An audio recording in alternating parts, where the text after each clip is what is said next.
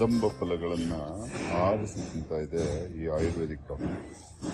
ಈ ಹಸುವಿಗೆ ಹೇಗೆ ಗೊತ್ತು ಕದಂಬ ತುಂಬಾ ಅಷ್ಟು ರುಚಿ ಇರೋದಿಲ್ಲ, ಆದ್ರೂ ತಿಂತಾ ಇದೆ. ಆವಾಗಿಂದ ತುಂಬಾ ಕದಂಬ ಹಣ್ಣುಗಳನ್ನ ತಿಂತಾ ಇತ್ತು. ಇದು ಕದಂಬ ವೃಕ್ಷ ನೋಡಿ, ಕದಂಬ ವೃಕ್ಷ.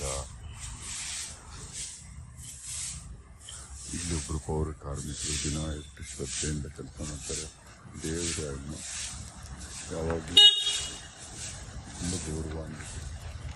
ಈ ಕದಂಬ ಫಲ ತಿನ್ನೋದ್ರಿಂದ ಸಂಪೂರ್ಣ ಕಫದೋಷ ನಿವಾರಣೆ ಆಗುತ್ತೆ. ಅಂದರೆ ನಮ್ಮ ದೇಹದಲ್ಲಿ ಶ್ವಾಸಕೋಶಗಳ ಮೇಲಿರುವ ಎಲ್ಲ ಭಾಗ, ಹೃದಯ ಮತ್ತೆ ಶ್ವಾಸಕೋಶದ ಮೇಲಿರುವ ಎಲ್ಲ ಭಾಗವನ್ನ ಸರಿ ಮಾಡುತ್ತೆ. ಕಫ ಮತ್ತೆ ಇದು ಜ್ವರ ಮತ್ತೆ ತಲೆನೋವು, ತಲೆಸೂಲೆ ಮತ್ತೆ ಸೈನಸ್ ಅಂಡ್ ಮೇಜರ್ಲಿ ಕರೋನಾ. ಈ ಕರೋನಾ ಎಲ್ಲವನ್ನೂ ವಾಸಿ ಮಾಡುತ್ತೆ ನೋಡಿ, ಎಲ್ಲ ಕದಂಬ ಹಣ್ಣು. ಈ ಕದಂಬ ಹಣ್ಣು ಎಷ್ಟು ಪವಿತ್ರ ಅಂದರೆ ಗರ್ಭಿಣಿಯರಿಗೆ ಮಗು ಎಷ್ಟೊತ್ತಾದರೂ ಆಗದೆ ಇದ್ರೆ, ಸ್ಟ್ರಕ್ ಆಗಿದ್ರೆ, ಈ ಕಾಲದಲ್ಲಿ ಸಿಸೇರಿಯನ್ ಮಾಡಿದ್ರೆ, ಆ ಕಾಲದಲ್ಲಿ ಕದಂಬ ವೃಕ್ಷದ ಕೆಳಗಡೆ ಬಂದು ಡೆಲಿವರಿ ಮಾಡಿಸ್ತಾ ಇದ್ರು. ಆಗ್ತಾ ಇತ್ತು ಡೆಲಿವರಿ. ಮಯೂರ ವರ್ಮ ಸುಮಾರು 5 kg ಇದ್ದ. ತಾಯಿ ಗರ್ಭದಲ್ಲಿ ಬಲಿಷ್ಠವಾದ ಹುಡುಗ ರಾಜಕುಮಾರ. ಅವನು ಹುಟ್ಟೋದು ಕಷ್ಟ ಆಗ್ಬಿಟ್ಟು, ತಾಯಿ ಪ್ರಾಣಕ್ಕೆ ತೊಂದರೆ ಆಯಿತು. ಅವಾಗ ಕದಂಬ ವೃಕ್ಷದ ಕೆಳಗಡೆ ಬಂದು ಅವನಿಗೆ ಡೆಲಿವರಿ ಮಾಡಿಸ್ತಾರೆ ಅವ್ರ ತಾಯಿಯಿಂದ. ಅದಕ್ಕೆ ಅವರ ಕುಟುಂಬವನ್ನೇ ಕದಂಬರು ಅಂತ ಕರೆದರು. ಅಂತ ಕದಂಬ ವೃಕ್ಷ ಇದು. ಕರೋನಾ ಟೈಮಲ್ಲಿ ಅನೇಕ ಜನರನ್ನ ವಾಸಿ ಮಾಡಿದಂತಹ ಕದಂಬ ಫಲ. ಆಯುರ್ವೇದಿಕ್ ಡಾಕ್ಟರ್ಗಳಿಗೆ, ಈ ನ್ಯಾಚುರೋಪತಿ ಅವ್ರಿಗೆ, ಮತ್ತು ತುಂಬ ಜನ ಫ್ರೀಲ್ಯಾನ್ಸ್ ಡಾಕ್ಟರ್ಸು ಎಲ್ಲರಿಗೂ ಗೊತ್ತು ಇದ್ರ ಬಗ್ಗೆ, ಈ ಕದಂಬ ಪವರ್ ಏನು ಅಂತ.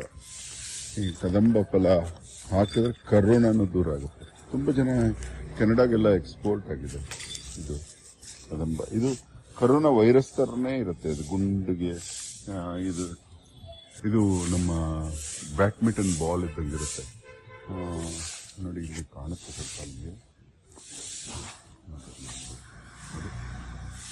ಇದು ಕದಂಬ ಫಲ ತುಂಬಾ ಇಂಟ್ರೆಸ್ಟಿಂಗ್ ಇದೆ. ಇದಿನ್ನೂ ಹೂವು ಆಗಿದಾಗ ತುಂಬಾ ಚೆನ್ನಾಗಿ ಕಾಣುತ್ತೆ. Very interesting Kadamba. ಈ ಕದಂಬ ವೃಕ್ಷ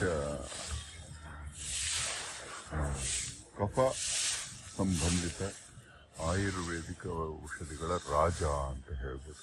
ಇದು ನಮ್ಮ ಮನೆ ಮುಂದೆ ಇರೋದು ನಾವು ಮಾಡಿರೋ ಪುಣ್ಯ. ನಾನು ಕದಂಬ ವೃಕ್ಷ ಅಂತ ಫಲ.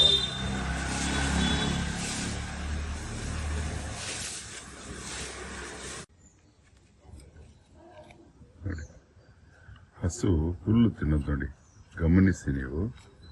ಅದು ರೂಟ್ ಲೆವೆಲಲ್ಲಿ ಕೇಳಲ್ಲ. ಯಾವುದು ಬೆಳೆದು ನಿಂತಿರುತ್ತೋ ಅದನ್ನು ಮಾತ್ರ ಮೇಲ್ಮೇಲೆ ಕೀಳುವಂತಹ ಗುಣ. ಇದು ಪ್ರಕೃತಿ ನಿಯಮ.